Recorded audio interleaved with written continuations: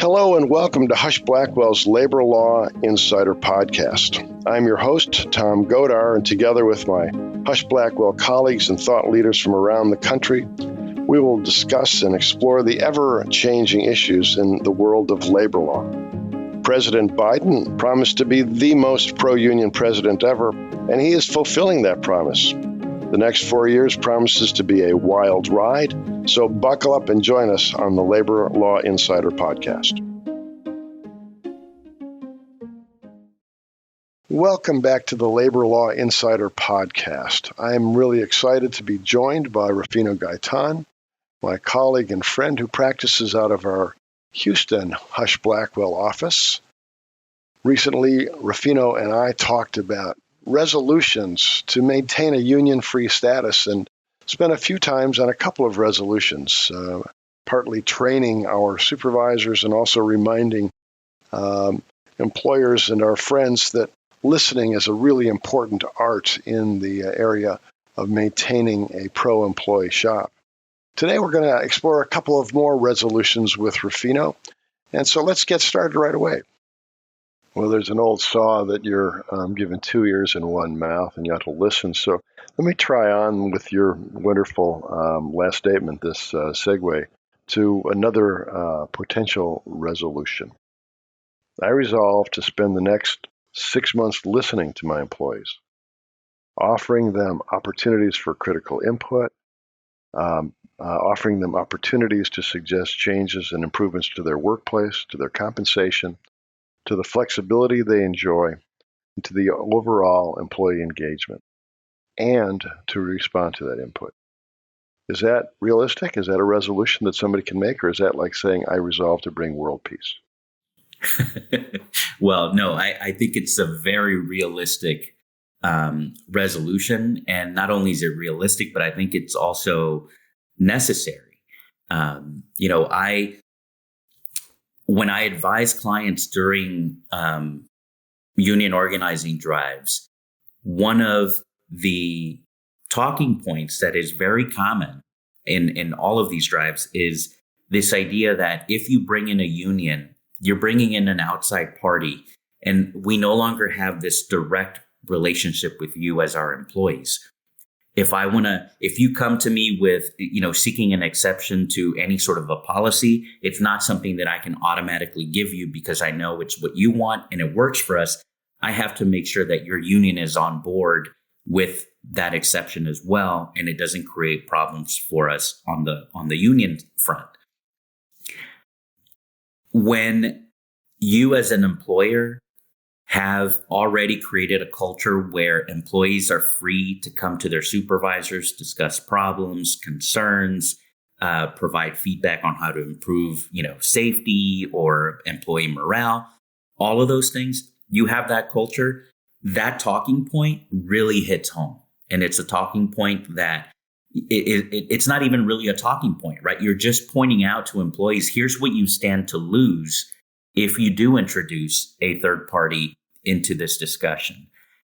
That, from my perspective, is one of the most effective ways to push back on union organizers. It's one of the most effective ways of keeping them from coming into your workplace to begin with, because most employees who feel like they are valued and feel like they have true opportunities to improve their own lot in their workplace are much less likely to want to rattle that dynamic, right? So they want to keep the status quo. The status quo is going to be good for them.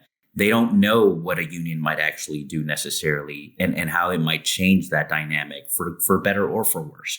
So, keeping that uncertainty in that employee's, top of mind, essentially, I think goes a long way to keeping union organizers out of your workplace, because, happy employees don't necessarily need and usually don't want a third party to interfere with their relationship with their supervisors. I had a client that was unionized, and the CEO determined there were probably 200 employees, that on a random basis, she would go and have lunch with 3 employees or something like that every 2 weeks. and just lunch. There wasn't an agenda, and it was just allowing the employees to have access to the CEO to talk. And guess what? 18 months later, there was no union.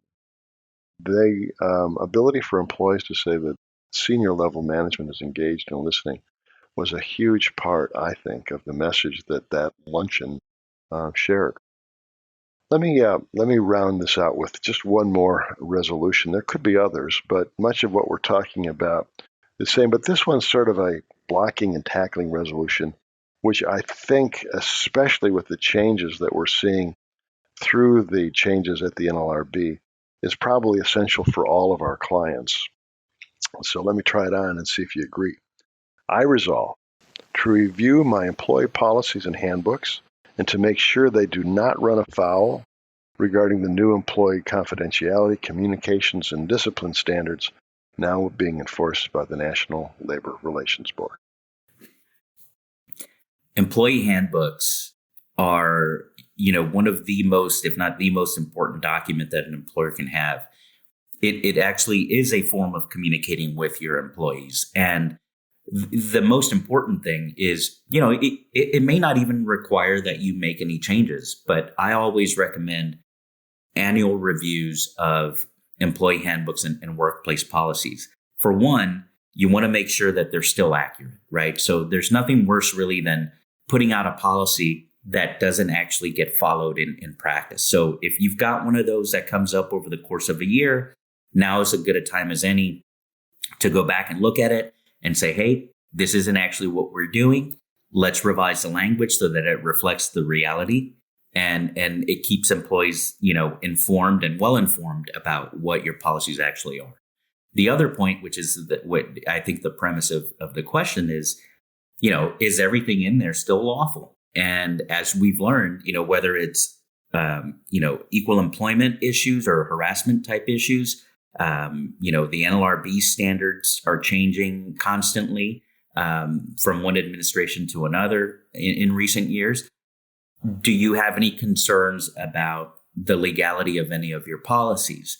And if you do, well, then this is the time to make those revisions as well. Sometimes, and a lot of clients fall into this category as well, you realize that you have a potential issue, but you're willing to take that risk. And as long as you're taking those risks informed of the potential consequences, then that's okay too. But at least you're doing that with all of the information that you need at your disposal to maintain that policy as is. We've talked about this obviously in some of our other Labor Law Insider podcasts that an employer policy as simple as you may not share wage information with your coworkers not only is probably unenforceable under the NLRB, but might be seen as just merely being included as a ULP feeding all sorts of resources to a union that's working on organizational efforts, even though it's never been enforced. No one's ever really cared. That kind of cleanup can be important, even if it doesn't seem terribly relevant at a given moment. Down the line, it can be terribly important. Well, this has been a lot of fun. I know that you'll be joining me as well as other thought leaders from around the country, both inside and outside of Husch Blackwell, for Labor Law Insider podcasts down the line, where we talk about some things that are meatier, perhaps, or perhaps more topical. But I don't know that anything can be more important than some of the basic listening, sharing, treating people with respect, making sure that your handbooks and policies are up to snuff legally. I think this is good stuff, and I bet you that a number of our listeners will go back and say, I think that we could probably stretch a little bit and do a little bit better on these resolutions in 2023. Rufino, final thoughts? Yeah, I couldn't have said it better, Tom. It's really all about getting the basics right, creating that solid foundation for your workplace standards, and making sure that your managers and supervisors understand what your goals are as an organization when it comes to dealing with employees and how to treat them. And then everything else, all the sort of minutia and the details, the day-to-day stuff, it will all fall into place if you have that solid foundation. And that's what I think this is all about. Terrific. I'd love it for any of the listeners to drop a line to Rufino or me or the Husch Blackwell lawyer that you might work with saying, hey, this is how I use some of the information from the podcast. And of course, share this with others as you go along. That's how we can share the good news in 2023. Rufino, thank you so much for laying aside an hour or so for this and preparation and for the time that we spent live online. And we'll talk to our listeners again soon. Take care.